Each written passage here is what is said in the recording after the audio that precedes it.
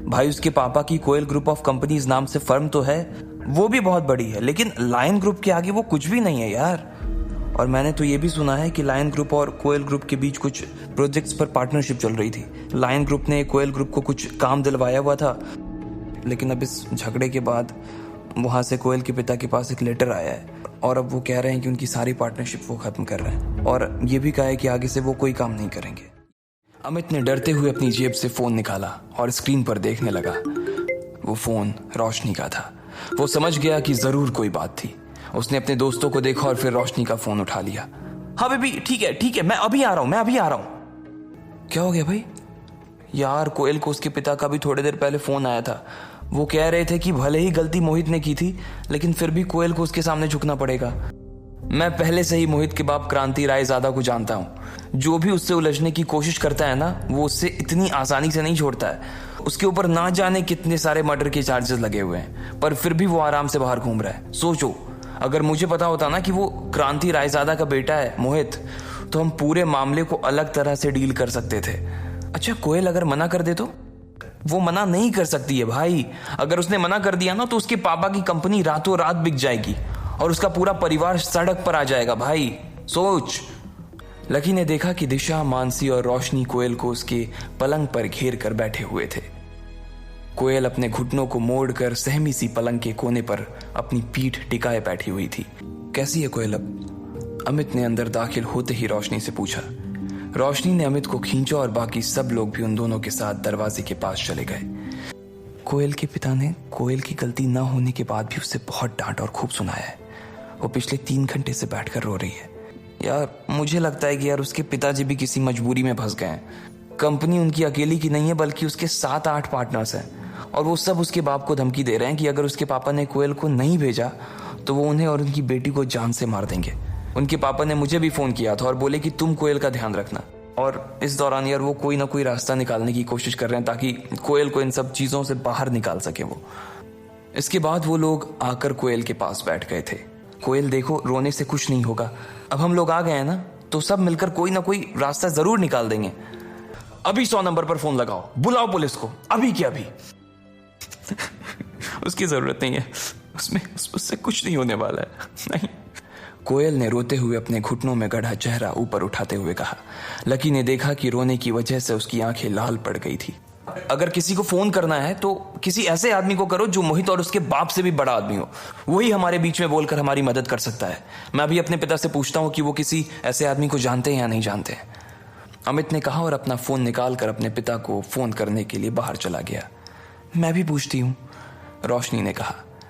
चिंता मत करो, तुम्हारी और तुम्हारी फैमिली की प्रॉब्लम जल्द ही सॉल्व हो जाएगी। लकी के मुंह से ये बात सुनकर कोयल थोड़ा चौंक गई थी और वो उसी की ओर देखने लगी। जब वो रो रही थी तो उसे पता ही नहीं चला कि लकी भी उसे चुप करवाने के लिए आया हुआ था। तुम भी आए हो? कोयल, लकी भी तुम्हारी मदद करने के लिए यहाँ आया है यार। वो भी वही सोच रहा है जो हम सब सोच रहे हैं। उसे भी तुम्हारी उतनी ही चिंता है जितनी की हमें है। रोशनी ने लकी की ओर से जवाब देते हुए कहा। अच्छा, इसे भी चिंता है? अगर कल तुम वहां नहीं आते ना, तो मुझे वहां से उठकर नहीं जाना पड़ता। ना ही मैं वहां से उठकर जाती और ना ही मैं जल्दबाजी में मोहित से टकराती। अगर मैं मोहित से टकराती ही नहीं तो फिर तुम बीच में आकर हीरो नहीं बनते। तो बताओ, क्या यह सब होता? बोलो।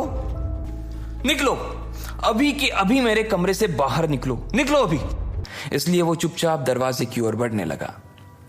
अरे रुको लकी, तुम्हें जाने की जरूरत नहीं है। वो तो कोयल को बस थोड़ा सा गुस्सा आ रहा है, वरना वो कोई बात नहीं है यार। अमित ने लकी को एक कोने में ले जाकर समझाते हुए कहा। नहीं, ऐसी कोई बात नहीं है। मैं समझ सकता हूँ यार कि कोयल अभी थोड़ी परेशान है। मैं उसे और परेशान नहीं करना चाहता। तुम उससे जाकर कह दो कि चिंता करने की कोई बात नहीं है, अभी थोड़ी ही देर के अंदर सब कुछ ठीक हो जाएगा। लकी ने कहा और अमित के कंधे पर अपना हाथ रखकर वो दरवाजे के बाहर निकल गया। मैं अभी अपने हाई स्कूल के दोस्त प्रशांत को फोन करके देखती हूँ। उसके पापा भी बड़े आदमी हैं, क्या पता वो हमारी कुछ मदद कर सकें। इधर लकी जब रोशनी की होटल से बाहर आया तो उसने अपना फोन निकाला और एक नंबर याद करने लगा और उसने अपने फोन में उसे डायल किया। 2-3 बार घंटी बजी और उधर किसी ने फोन उठा लिया था। अच्छा, तो आज घर के सबसे बड़े बेटे को इस बूढ़े की याद अभी आई है। वहाँ मेरा बच्चा 8 सालों से बाहर तड़प रहा है और यहाँ ये बूढ़ा उसके लिए परेशान होने के अलावा और कुछ नहीं कर पा रहा है। काशीनाथ जी, आप कुछ ज्यादा ही गंभीर होकर बात नहीं कर रहे हो? आपको आइडिया नहीं है कि आपकी आवाज इतने सालों बाद भी सुनकर ना मुझे कितनी खुशी हो रही है। वैसे मैं आपसे कुछ काम की बात करना चाहता हूँ, इसलिए आपको फोन किया है। हाँ बताओ, ये बूढ़ा तुम्हारी क्या मदद कर सकता है? अब क्योंकि मैंने वो परीक्षा पास कर ली है तो इसका मतलब मैं परिवार के सारे अधिकारों का इस्तेमाल कर सकता हूँ ना? हाँ भाई, आप परीक्षा तो परसों ही पार कर गए थे और परिवार ने आपके ऊपर से सारी बंदिशें भी उसी दिन हटा दी थी। ठीक है, तो मैं क्रांति रायजादा, जो कि लायन ग्रुप ऑफ कंपनीज के मालिक हैं, उनसे साफ शब्दों में कुछ कहलवाना चाहता हूँ। Lion group? ये लायन ग्रुप किसका है? दिल्ली का ही एक छोटा सा ग्रुप है, लकी ने कहा। वो जानता था अग्रवाल एंड अग्रवाल नाम का उनका ग्रुप पूरे देश में फैला हुआ था। ओ अच्छा, दिल्ली की कंपनी है। हाँ तो हो जाएगा, मैं अभी रुस्तम डांगी को फोन कर देता हूँ।